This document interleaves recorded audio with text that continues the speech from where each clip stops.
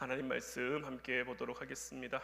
오늘 우리가 함께 나눌 하나님 말씀은 히브리서 6장 13절부터 15절까지 말씀입니다. 히브리서 6장 13절부터 15절까지 말씀, 우리 다 같이 한 목소리로 말씀 함께 보도록 하겠습니다. 하나님이 아브라함에게 약속하실 때에 가리켜 맹세할 자가 자기보다 더 큰 이가 없으므로 자기를 가리켜 맹세하여 이르시되 내가 반드시 너에게 복주고 복주며 너를 번성하게 하고 번성하게 하리라 하셨더니 그가 이같이 오래 참아 약속을 받았느니라. 아멘. 오늘 이 시간에는 하나님의 때를 기다려야 한다라는 제목 가지고 우리가 함께 말씀 나누고 또 말씀 붙들고 함께 기도하기를 원합니다. 여러분들 이런 얘기 들어보셨는지 모르겠는데 감기는 약 먹으면 일주일, 안 먹으면 7일 간다라는 얘기가 있대요. 무슨 말인지 여러분들 이해가 되십니까? 약을 먹어도 일주일이고 안 먹어도 일주일이고 결국 감기가 우리 몸에 들어오면 어느 정도 시간이 나야 낫는 거지, 약을 먹는다고 감기가 대번에 떨어지지는 않는다라는 거죠. 물론 증상이 좀 호전될 수는 있겠습니다만은 결국 감기는 시간이 지나야 낫는 거다라는 그러한 이야기죠. 우리의 삶 가운데도요 이런 일들이 있어요. 시간이 약이라고 시간이 지나야 풀리고 해결되지, 오늘 내가 막 노력한다고 해서 뭔가 되는 게 아닌 일들이 많이 있단 말이에요. 기다려야 풀리는 문제는요 기다려야 되는 거예요. 기다려야 풀리는 문제를 내가 억지로 막 풀려고 하면 오히려 더 큰 문제나 다른 문제가 생길 수 있어요. 아이들이 사춘기가 되면요 여드름이 하나 둘 생기기 시작하죠. 제가 어렸을 적에도 이 여드름 나는 게 왜 그렇게 스트레스였는지 모르겠어요.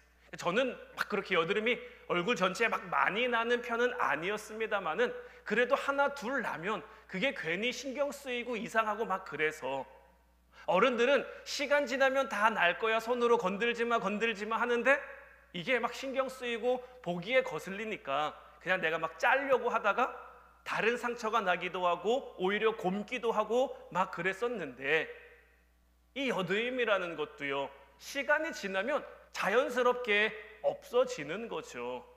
그런데 꼭 건드리고 짜다가 상처가 심해지거나 곪거나 이렇게 된단 말이에요.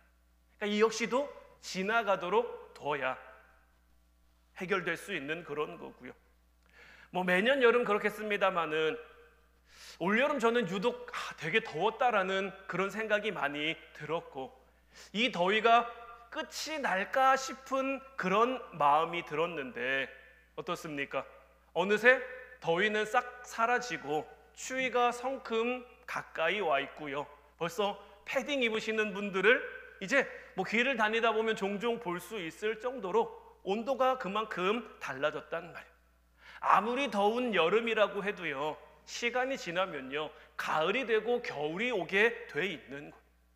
또 아무리 겨울이 추워도요 시간이 지나면 또 따뜻한 봄이 오고 더운 여름이 되게 되어 있는 거예요. 시간이라는 게, 하나님이 만드신 계절이라는 게 이렇게 지나가고 흘러가게 돼 있는 거예요. 그러니까 우리의 삶 가운데도요 내가 해서 안 되는 것들이 있죠. 그런데 그런 것들을 향한 우리의 부족함과 연약함으로는 상상할 수 없는 하나님의 놀라운 한 수가 분명히 있단 말이에요. 하나님의 계획이 있고 하나님의 이끄심이 있고 그리고 그때를 기다리는 것이 우리에게 능력인데, 때로는 우리가 지금 당장 너무 아등바등하고 지금 당장 뭔가를 해보려고 몸부림칠 때가 있는데 하나님이 우리에게 인내하게 할 때도 있고 우리로 하여금 기다리게 하실 때도 있다는 것을 오늘은 분명히 알아야 되는 거예요. 바라기는 여러분들의 삶 가운데, 여러분들의 가정 가운데 하나님의 때를 기다릴 수 있는 여러분 되셔서, 무엇보다 분별하고 기다릴 수 있는 여러분들 되셔서 하나님이 여러분들의 삶을 온전히 이끌어가고 계심을 여러분들의 삶을 통해 느끼고 깨달을 수 있기를 주님의 이름으로 축원해 드립니다. 요셉이라는 인물을 우리가 참 잘 아는데, 요셉은 참 어린 나이에 어떻게 보면 정말 지긋지긋한 고생길이 시작이 되죠. 형들에 의해 애굽의 노예로 팔려갔죠. 성실하게 열심히 일했는데 오히려 누명을 써서 감옥에 갇히게 됐죠.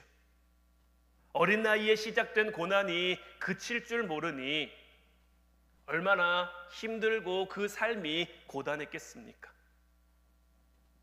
우리는 요셉이라는 삶의 어떤 그 생애가 어떻다라는 것을 알죠. 요셉이 몇 살에 애굽의 총리가 됐습니까? 창세기 41장 16절 말씀 보면 요셉이 애굽 왕 바로 앞에 설 때에 30세라. 요셉이 대략 10대 후반쯤에 애굽의 노예로 팔려갔는데 총리가 될 때의 나이가 30세이니 대략 10년 이상 동안, 10년보다 더 되는 시간 동안 참 힘들고 어려운 삶을 살았죠. 여러분들 10년이라는 시간이 짧을까요? 길까요? 결코 짧지 않죠. 결코 짧지 않은 그런 시간 동안 요셉의 삶에는 고난, 더 힘듦. 물론 우리는 요셉의 삶을 아니까 우리가 흔히 문학이나 책 같은 걸 볼 때 전지적 작가 시점이라고 해서 스토리 밖에서 스토리를 바라보는 그런 관점이 전지적 작가 시점인데 우리가 밖에서 요셉의 인생을 바라보면 어떻습니까? 그냥 창세기서를 읽어가다 보면요, 요셉이요 금방 노예 생활이 끝났고 금방 감옥 생활이 끝났고 금방 애굽의 총리가 된 것처럼 장절로는 그렇게 표현되는데 그 안에 담겨있는 그 시간과 세월이요 10년 이상. 근데 우리는 그 끝을 아니까 요셉을 향해 조금만 기다리라고, 조금만 참으면 된다고 응원해주고 싶고 격려해주고 싶은 거겠죠. 마찬가지로 우리도 우리의 삶 가운데 하나님의 분명하신 뜻이 있음을 우리가 알면, 우리가 깨달으면 힘들지만 어렵지만 우리 스스로를 향해서도 하나님의 때와 하나님의 방법, 하나님의 시선으로 바라보면서 그때를 참고 기다리자, 그때까지 참고 우리가 견디자, 하나님의 때가 우리에게 반드시 올 것이다 하지 않겠냐라는 거죠. 그런데요, 자, 요셉이 30세에 애굽의 총리가 됐는데 요셉이 총리가 되면서 어떻게 보면 그의 삶에 어떤 힘들었던 문제가 그래도 풀렸다라고 볼 수 있는데 요셉의 그 문제는 요셉이 스스로 푼 겁니까? 아니면 하나님이 풀어주신 겁니까? 하나님이 풀어주신 거죠. 요셉이 그 감옥에 있으면서 아무리 난다 긴다 해도 뭐합니까?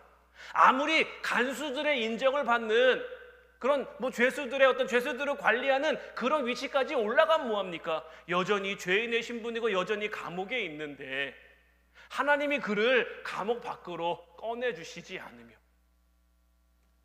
그런데요, 왜 30살일까요? 고대 이집트 제국에서는요, 파라오는 왕이자 신처럼 여겨지는 존재니까 그 타고난 혈통이 있어야 되는 거죠. 아무나 바로가 될 수 있는 게 아니잖아요. 그 바로의 혈통을 이어야 바로가 될 수 있는 거고, 임명직으로 오를 수 있는 가장 높은 자리가 총리인데 이 고대 애굽의 법이 어땠냐면 총리로 임명될 수 있는 최소의 나이가 30세였던 거예요. 그러니까 하나님께서는 요셉이 30세가 될 때까지 그를 이끌어 가시는 거예요. 그를 만들어 가시는 거예요. 그러니까 하나님은 이미 30세의 요셉을 애굽의 총리가 되게 하겠다라는 그 그림을 계획해 놓으시고 그 그림을 이루어 가시는 거죠. 그 그림이 이루어져 가는 동안은 그 그림이 보이지 않으니 답답할 수 있겠지만 하나님이 나를 통해 멋진 작품을 만들어 가고 계신다라는 것을 믿고 확신하면 성경이 요셉을 통해 우리에게 말씀해 주시는 게 뭡니까? 요셉은 형통한 사람이었다라는 거죠. 제가 전에도 말씀드렸습니다마는 하나님이 아브라함에게 말씀하시는 장면이 있어요. 이삭이나 야곱에게 말씀하시는 장면도 있어요. 그런데 요셉에게 말씀하시는 장면은 없단 말이에요. 그럼에도 요셉은 형통한 자예요. 하나님이 함께 하시고 하나님이 이끌어 가시는, 요셉도 그 누구보다 이걸 잘 알았어요. 그러니 보디발 장군의 아내가 그를 유혹했을 때 아무도 보는 사람이 없어요. 그 시대 고대 애굽 이집트 이런 곳에는요, 높은 사람의 부인들은 그냥 뭐 즐길 수 있는 그런 노예 한둘쯤은 다 데리고 있는 그런 시기고, 사실 그게 암암리에 그렇게 큼도 아닌 그런 일들이었단 말이에요. 그런데 요셉은 무엇을 얘기합니까? 아무도 안 보고 있는 것 같아도 하나님이 나를 보고 계신다. 하나님이 우리를 보고 계신다. 아무도 안 봐도 하나님이 우리를 보고 계신데, 하나님이 나를 통해 하나님의 뜻을 이루어가고 계신데 내가 하나님 앞에 어떻게 부끄러운 짓을 하느냐라고 이야기를 하고 있는 거고, 그런 요셉이니까 하나님이 계속해서 들어 사용하시는 거죠. 우리의 삶도 마찬가지인 거예요. 우리는 모르지만 여러분들 한 사람 한 사람을 향한, 우리의 가정들을 향한 하나님의 계획하시고 예비하신 그 뜻이 있단 말이에요. 그리고 그 뜻은요, 내 힘과 능력으로 이루어지는 것이 아니라 하나님의 계획하심과 하나님의 이끄심 가운데 그냥 자연스럽게 이루어져 가는 거예요.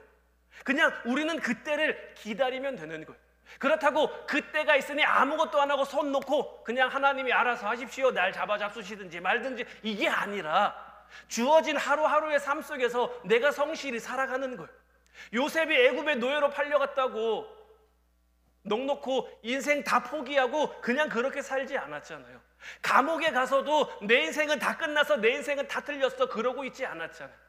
노예로 팔려가서도 성실히 열심히, 감옥의 죄수로 들어가서도 성실하게 열심히 하루하루 그의 삶을 하나님 보시기에 부끄럽지 않게 묵묵히 하루하루 살아가니까 하나님이 때가 되니 그를 통해서 하나님의 뜻을 이루어 가시는 거고, 우리의 삶도 마찬가지인 거예요. 우리도 우리의 삶 가운데 주어진 하루를 성실히 살아가지만 어떤 걸 기다리는 겁니까? 하나님의 때를, 하나님의 일하심을 기다리는 것. 이 때를 기다릴 수 있는 것이 바로 인내인 거죠. 그리고 이 인내는요, 우리 신앙의 가장 강력한 능력이자 무기 가운데 하나예요. 그러면 인내해야 되는데, 기다려야 되는데 기다리지 못하면 어떻게 될까요? 기다리지 못하면요, 우리는 우리 스스로 인간적인 방법, 내 생각대로, 내 소견에 오른 대로 자꾸 행동하게 돼 있고요. 그러다가는요, 오히려 앞서 말씀드린 것처럼 문제가 더 복잡해지고 문제가 엉키고 금방 해결될 수 있는 것도 해결되지 못할 그런 결과를 낳을 수밖에 없는 거죠. 자, 오늘 본문 말씀을 다시 보면 하나님이 아브라함에게 약속하실 때에 가리켜 맹세할 자가 자기보다 더 큰 이가 없으므로 자기를 가리켜 맹세하여 이르시되 내가 반드시 너에게 복주고 복주며 너를 번성하게 하고 번성하게 하리라 하셨더니 그가 이같이 오래 참아 약속을 받았느니라. 자, 자식을 간절히 원했던 아브라함은요, 100세가 돼서 아들을 얻게 됐죠. 자, 아브라함이 아들을 얻는데도 아브라함이 뭐 한 게 있습니까? 아브라함이 뭐 한 게 있습니까? 철저하게 하나님의 능력, 하나님의 은혜로 그의 가정에 아들이 주어진 거죠. 왜냐하면 자, 아브라함 100세, 사라 90세예요. 100세, 90세에 어떻게 자녀를 낳습니까? 더더군다나 성경이 우리에게 분명히 이야기하고 있는 것은 사라는 이미 아이를 낳을 수 있는 몸이 아니었다라는 거죠. 하나님이 약속하셨고 그 약속하신 때가 되니까 얻게 된 거예요. 지금 이 히브리서 말씀에도 나와 있는 것처럼 그가 이같이 오래 참아 약속을 받은 거죠. 약속을 이룬 거죠. 그러니까 하나님은 75세의 아브라함을 부르셔서 100세가 될 때까지 아브라함에게 어떻게 하신 겁니까? 인내할 수 있는 능력, 기다릴 수 있는 능력, 하나님만 바라보고 하나님만 의지할 수 있는 그 능력을 키워가신 거죠. 그리고 그 때가 되니까 하나님이 하나님의 약속을 이루시는 거예요. 그래서 오래 참는 것도요, 능력인 거예요.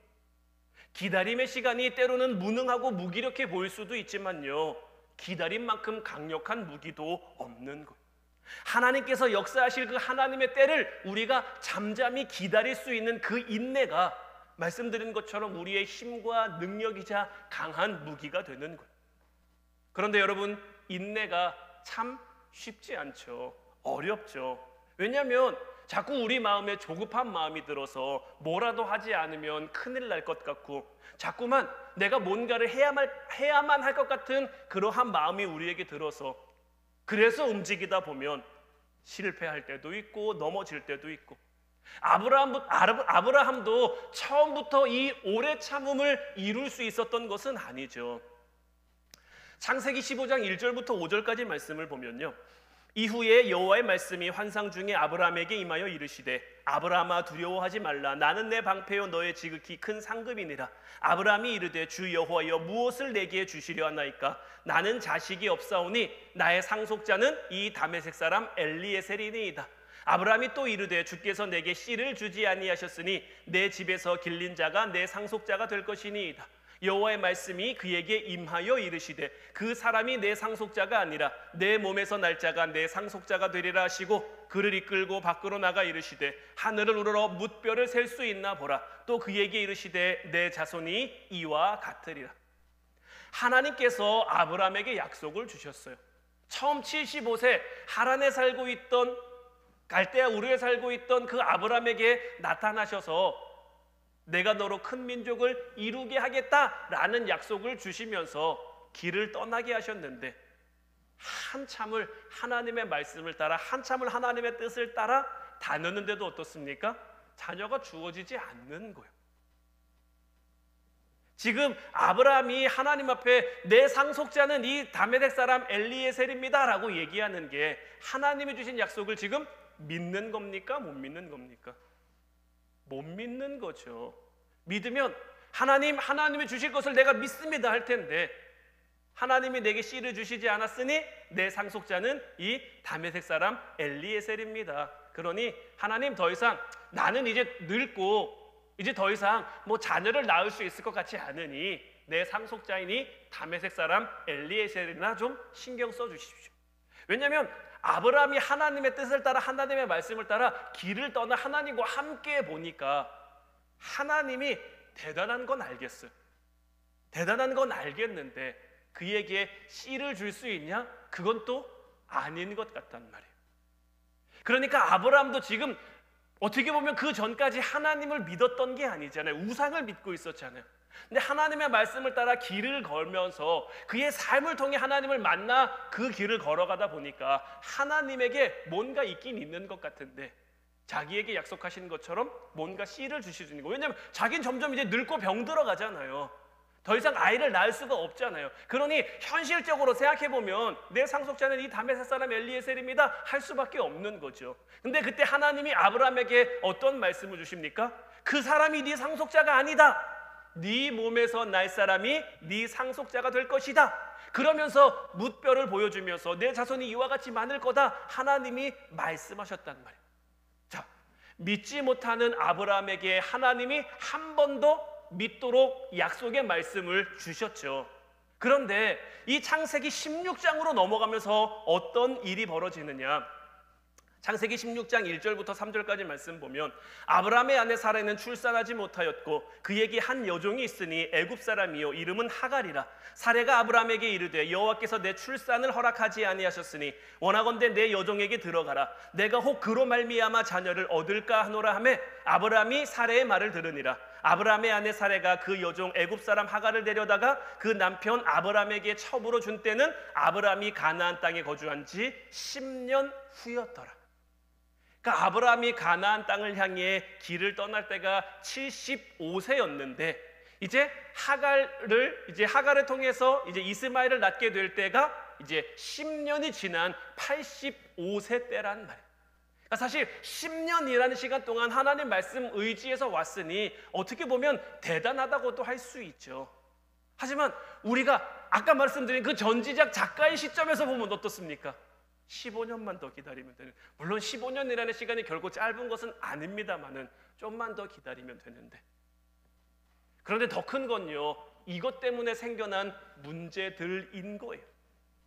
자, 4절부터 6절까지 말씀도 이어서 보면 아브라함이 하갈과 동침하였더니 하갈이 임신하매 그가 자신의 임신함을 알고 그의 여주인을 멸시한지라. 사레가 아브라함에게 이르되 내가 받는 모욕은 당신이 받아야 옳도다. 내가 나의 여종을 당신의 품에 두었거늘 그가 자기의 임신함을 알고 나를 멸시하니 당신과 나 사이에 여호와께서 판단하시기를 원하노라. 아브라함이 사레에게 이르되 당신의 여종은 당신의 수중에 있으니 당신의 눈에 좋을 대로 그에게 행하라 하매 사레가 하갈을 학대하였더니 하갈이 사레 앞에서 도망하였더라.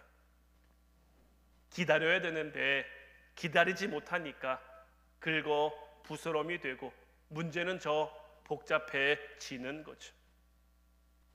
우리 인생에도요, 이런 하갈과 같은 문제가 많단 말이에요. 손 안 대고 기다리면 되는데, 하나님 앞에 잠잠히 인내하면 되는데, 그걸 자꾸 만지니까 곪고 터지고 상처가 되는 영적인 여드름 같은 그런 문제들이 우리의 삶 가운데도 가득 있는 거예요. 문제는 여기서 끝나는 게 아니죠. 창세기 21장 9절부터 11절까지 말씀도 보면, 사라가 본즉 아브라함의 아들 애굽 여인 하갈의 아들이 이삭을 놀리는지라 그가 아브라함에게 이르되 이 여종과 그 아들을 내쫓으라. 이 종의 아들은 내 아들 이삭과 함께 기업을 얻지 못하리라 하므로 아브라함이 그의 아들로 말미암아 그 일이 매우 근심이 되었다라고 되어 있죠. 문제가 끝이 나질 않습니다. 100살에 이삭이 태어남으로 모든 문제가 해결될 줄 알았는데, 하갈의 일로 말미암아 이스마엘의 일로 말미암아 또 다른 문제가 생겼고요. 우리가 잘 아는 것처럼 이삭 자손과 이스마엘의 자손은 여전히 지금도 갈등하고 반목하고 있죠. 이 일이 아브라함에게 매우 근심이 되었다라고 되어 있는데, 자, 이 근심은 누가 만든 근심입니까? 하나님이 주신 근심입니까? 하나님이 주신 근심이 아니죠. 본인 스스로가 만든 근심입니다. 하나님이 그의 믿음을 시험하려고, 그의 인내를 시험하려고 주시는 그런 시험이 아니란 말이에요. 이 근심은 스스로가 만든 근심이에요. 기다렸으면 될 것을 만지고 긁어서 상처내고, 그래서 만들어진 상처 때문에 또 다른 문제가 생겨서 그로 인해 근심하며 살아가는 것. 영적인 거울을 보는 것처럼 우리의 삶과 참 많이 닮아 있는 거예요. 이제 바라기는 우리의 인생 가운데 하갈 같은 문제가 생겨서는 안 되는 거예요. 내가 나서야 할 것 같고 뭔가를 해야만 할 것 같아도 때로는 기다릴 줄 아는, 하나님의 때를 분별할 줄 아는, 내가 뭔가를 하고 싶으면 적어도 하나님 앞에 나와 묻는 저와 여러분들 될 수 있기를 주님의 이름으로 축원해 드립니다. 하나님은 반드시 하나님의 때를 저희들에게 주실 거고요, 하나님의 때를 통해 우리가 얻어야 아무런 문제가 없고 걱정도 없고 근심이 없는 거지, 우리의 힘으로 뭔가를 하면, 우리의 힘으로 뭔가를 이루려고 하면 그 즉시로 문제가 생길 수밖에 없는 것. 솔로몬 이후로 이스라엘은 남유다와 북이스라엘로 갈라집니다. 북이스라엘은 여로보암이라는 왕이 서고요, 남유다는 르호보암이라는 왕이 서요. 남유다는 예루살렘을 중심으로 예루살렘 아래쪽이고요, 나머지 위쪽에 10지파가 북이스라엘이 됐어요. 사실 여로보암은요, 뭐 한 게 없어요. 그냥 하나님이 은혜로 그를 북이스라엘의 왕이 되게 하셨단 말이에요. 그러면서 여로보암에게 어떤 말씀을 주셨냐면, 네가 내 말을 떠나지 않으면, 내 말을 지키면, 내 말 가운데 거하면 네 왕위가 네 오래 갈 거다, 영원히 계속될 거다라고 말씀하셨어요. 여로보암은 하나님 은혜로 그 자리에 섰으면 그 자리에서 잠잠히 하나님 말씀 가운데 거하면 돼요. 그런데 그의 눈을 들어 나라를 바라보니까요, 참 묘한 게, 남유다에는 성전이 있죠. 예루살렘에 성전이 있으니까요. 남유다에 성전이 있는데 북이스라엘에는 성전이 없단 말이에요. 그러니까 자기가 생각해 보니까 자기 백성인데, 내 백성인데, 이스라엘이었을 때는 다 예루살렘 성전에서 하나님 앞에 제사 드리고 예배 드리고 했잖아요. 그러니까 여전히 나라는 남유다와 북이스라엘로 갈라졌어도 예루살렘 성전을 향해 예배하러 제사하러 가는 사람들이 많이 있었단 말이에요. 그게 결코 이상한 게 아니고 너무 당연한 거니까요. 그런데 이 여로보암이 왕으로서 그 백성들을 보니까, 지금은 이제 내 백성인데, 북이스라엘 백성인데 남유다에 있는 예루살렘으로 가다 보면 금방 자기를 배신하고 남유다에 붙어버릴 것 같은 거. 근데 하나님이 약속의 말씀을 주셨잖아요. 네가 내 말을 거하면, 내 말 가운데 내 말을 지켜 행하면 네 왕위가 오래 갈 것이다, 이 나라가 영원할 것이다. 그러면 하나님을 믿고 신뢰하면서 잠잠히 기다리면 되는데, 하나님의 뜻 가운데 하루하루의 삶을 살아가면 되는데, 그 하나님의 말씀을 믿지 못하니까 자기가 나서서 뭘 합니까? 베델과 단에다가 금송아지를 만들잖아요. 금송아지 만들면서 이게 하나님이다, 이게 너희를 애굽에서 구원해낸 신이다, 이제 너희는 앞으로 여기다가 예배하면 된다라고 해서는 안 될 그런 문제를 만들고요. 이 문제가 여로보암 한 사람의 문제로 끝나는 게 아니죠. 북이스라엘이라는 나라가 망할 때까지요, 이 베델과 단에 세워진 금송아지 문제에서 자유로운 왕이 한 명도 없었어요. 여로보암 한 명이 이 금송아지 안 만들었으면 북이스라엘은 하나님 은혜로 계속 갈 수 있었을 텐데, 여로보암이 잘못된 문제, 단추를 잘못 꿰니까 계속해서 문제, 계속해서 걱정, 계속해서 염려, 이런 것들이 생겨나게 되는 거죠. 마치 하갈과 같은, 이스마엘과 같은 문제가 그들 가운데도 주어진 거죠. 이제 바라기는 우리의 삶 가운데, 우리의 가정 가운데는 이런 문제가 있지 않을 수 있기를 주님의 이름으로 축원해 드립니다. 그렇게 되기 위해서는 말씀드린 것처럼 잠잠히 하나님의 때를 기다려야 되는데, 그럼 우리가 어떻게 하나님의 때를 알 수 있느냐? 이것은 이제 우리가 금요 기도의 시간에 이어서 말씀을 계속 나눌 거고요. 이제 우리 같이 기도하길 원하는데, 오늘 이 밤에 우리가 기도할 때는 하나님, 내가 내 힘으로 나서서 뭔가를 해보려고 하는 게 아니라, 내가 내 능력으로 나서서 뭔가를 해보려고 하는 게 아니라, 물론 내게 맡겨진 삶의 자리 가운데 하루하루 내가 성실히 살아가지만, 하나님 바라보며 살아가지만, 하나님이 일하실 것을 기다리며, 하나님이 역사하실 것을 기다리며, 이 세상 가운데 내 마음대로 내 뜻대로 되는 건 없어요. 가정의 일, 자녀, 사업, 일터, 이런 거 다 내 뜻대로 내 마음대로 안 돼요. 하나님이 함께 하셔야, 하나님이 도와주셔야, 하나님이 이끌어 주셔야 우리의 삶이 뭔가 이룰 수 있는 거예요. 저도 지금 우리 서윤이가 함께 여기서 예배 드리고 있지만, 하나님이 어떻게 우리 서윤이를 만나 주실지 아직 잘 모르겠어요. 하지만 그때를 위해서 저는 기도할 뿐인 거예요. 저를 만나 주셨던 하나님이니까 우리 서윤이도 만나 주시겠지.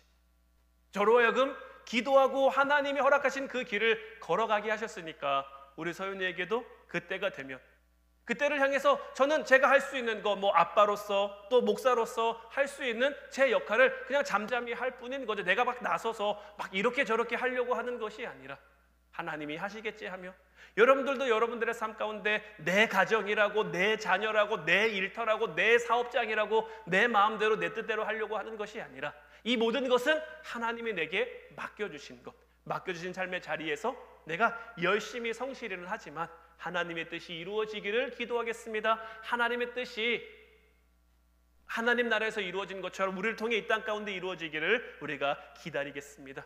그 뜻을 이루어갈 수 있는 저희들 되도록 하나님 저희들을 사용하여 주시옵소서. 우리 같이 찬양하고 기도하기를 원하는데, 오늘 이 시간에는 찬송가 455장 주님의 마음을 본받는 자, 우리가 주님의 마음을 본받아 이 땅을 살아가면 험악한 세상이지만, 힘든 세상이지만 그것을 이겨낼 수 있는 힘이 하늘로부터 임하니까 그때를 기다리며 하루하루의 삶을 믿음으로 기대함과 소망 가운데 살아가는 저희들 되게 하옵소서. 우리 같이 찬양하고 기도하도록 하겠습니다.